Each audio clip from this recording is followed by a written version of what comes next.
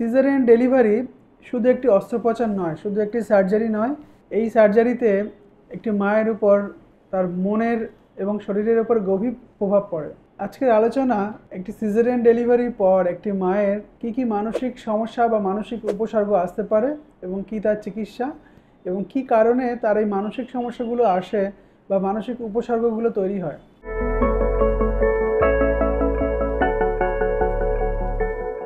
Hello everyone, আমি doctor S K. Zaman, consultant psychiatrist, Calcutta National Medical College. Caesarean ডেলিভারির পর দেখা যায় যে একটি মায়ের মনে এবং শরীরে একটা গভীর প্রভাব পড়ে এবং অনেক মায়েরাই দেখা যায় এই সিজারিয়ান ডেলিভারির পর বিভিন্ন রকম মানসিক সমস্যায় ভুগতে থাকেন এবং অনেকেই মানসিক ডিসঅর্ডারে ভোগেন। অনেকের ডায়াগনোসিস হয় না যে এটা অ্যাকচুয়ালি মানসিক ডিসঅর্ডার এবং তার জন্য বিভিন্ন রকম কমপ্লিকেশনস দেখা যায়, বিভিন্ন রকম মানসিক অশান্তি তার ফ্যামিলির মধ্যে চলতে থাকে যে শুধুমাত্র বুঝতে না পারার জন্য। পোস্ট সিজারিয়ান ডেলিভারির পর যেটি খুব কমন মানসিক উপসর্গ প্রথম আসে, পোস্টপার্টাম ব্লুজ হয়। পোস্টপার্টাম ব্লুজ ভীষণ একটি কমন সমস্যা। পোস্টপার্টাম ব্লুজ নিয়ে আমার চ্যানেলে একটি ভিডিও বানানো আছে, আপনারা ফলো করুন এবং ভিডিওটি দেখুন।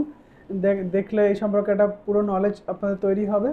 এই সময় মায়েদের মন খিটখিটে হয়ে যায়, ঠিকঠাক ঘুম হয় না, বিরক্ত হয়ে যায়, তার মধ্যে বিভিন্ন রকম অ্যাংজাইটি সিমটমস দেখা যায়। এরপর আসি দ্বিতীয় সমস্যা হলো পোস্টপার্টাম ডিপ্রেশন। এটি খুব কমন সমস্যা। প্রায় 10 থেকে 20% মায়েরা এই পোস্টপার্টাম ডিপ্রেশনে ভোগেন সিজারিয়ান ডেলিভারির পর।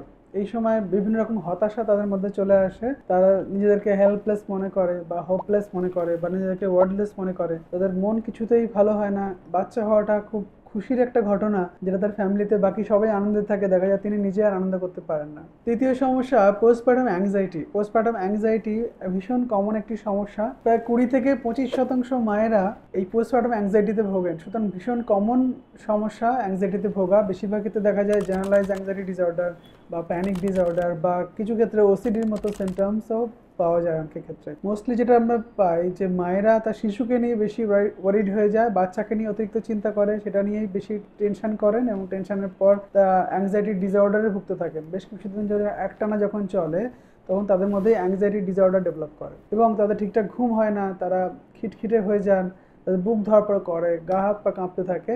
তখন তাদের বেশিরভাগ ক্ষেত্রে মেডিকেশনের দরকার হয় এবং ওষুধের সাহায্য নিতে হয়। চতুর্থ সমস্যা আসি পোস্টপার্টাম স্ট্রেস ডিসঅর্ডার।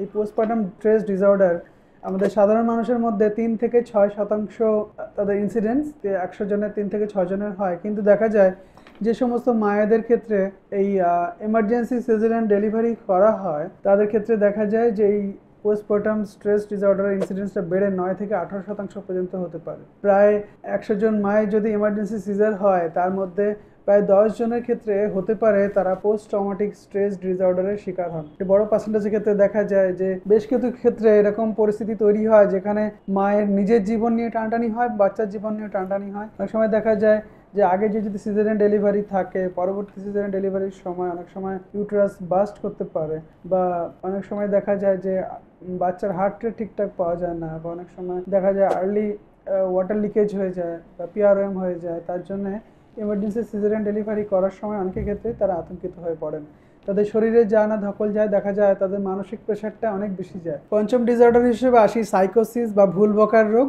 সিজারিয়ান ডেলিভারির পর ভুল বকার রোগ মানুষের ক্ষেত্রে আসতে পারে এবং ইনসিডেন্সটি খুব কম।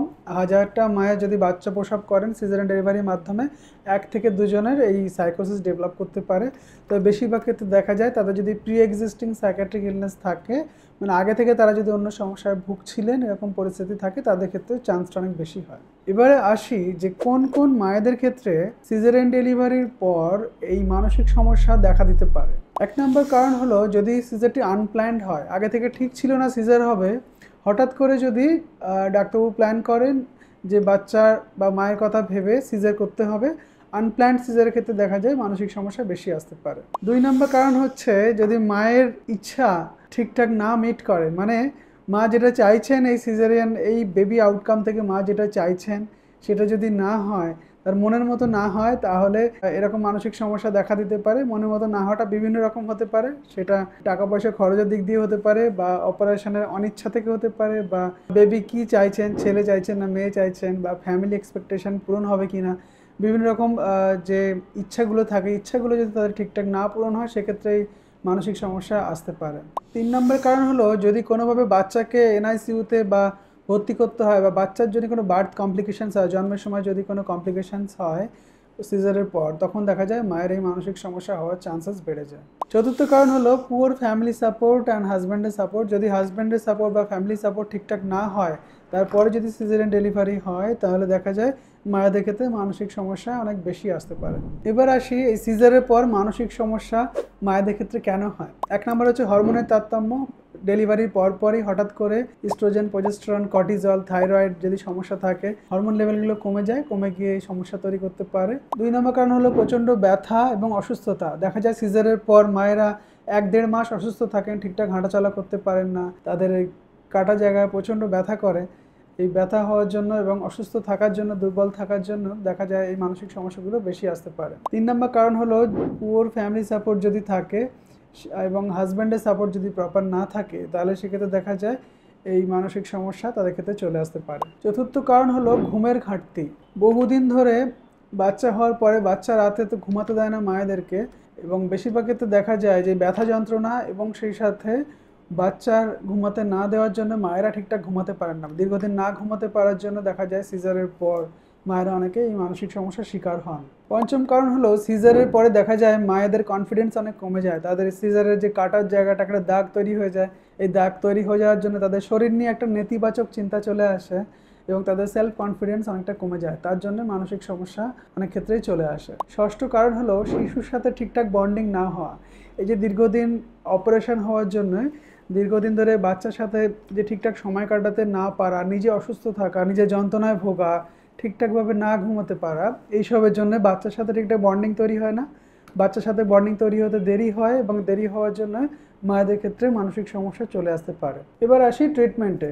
এই সিজারের পর যদি মানসিক সমস্যার লক্ষণগুলি প্রকাশ পায়, তখন আমরা কি করব? প্রথম হচ্ছে নিজের যত্ন নিতে হবে, ঠিকঠাক টাইমে টাইমে খাবার খেতে হবে, একটু রেগুলার বিশ্রাম নিতে হবে, ঠিকঠাকভাবে ঘুমের ব্যবস্থা করতে হবে, বাড়ির লোককে সাহায্য করতে হবে যেন পেশেন্ট যিনি আছেন তিনি যেন ঠিকঠাক টাইমে ঘুমাতে পারেন, এবং আস্তে আস্তে আবার পুরনো ব্যায়ামের অভ্যাসে ফেরার চেষ্টা করতে হবে।